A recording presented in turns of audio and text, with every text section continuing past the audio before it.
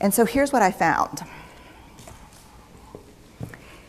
What they had in common was a sense of courage. And I want to separate courage and bravery for you for a minute. Courage, the original definition of courage, when it first came into the English language, it's from the Latin word cur, meaning heart. And the original definition was to tell the story of who you are with your whole heart.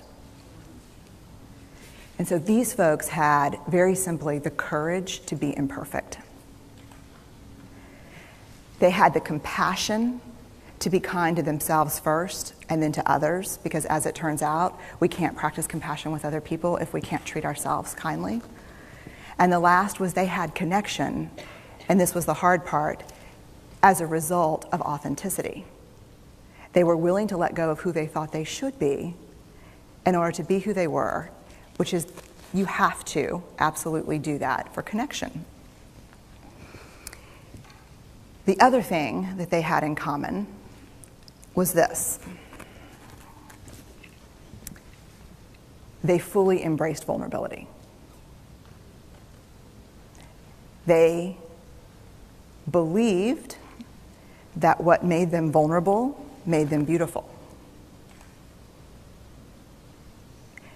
They didn't talk about vulnerability being comfortable, nor did they really talk about it being excruciating, as I had heard earlier in the shame interviewing. They just talked about it being necessary. They talked about the willingness to say, I love you first. The willingness to do something where there are no guarantees. The willingness to breathe through waiting for the doctor to call after your mammogram. The willing to invest in a relationship that may or may not work out. They thought this was fundamental. I personally thought it was betrayal. I could not believe I had pledged allegiance to research, where our job, the definition of research is to control and predict, to study phenomenon for the explicit reason to control and predict. And now my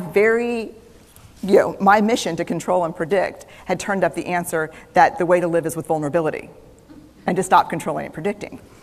This led to a little breakdown, which actually looked more like this. And it did. It led to I call it a breakdown. My therapist calls it a spiritual awakening.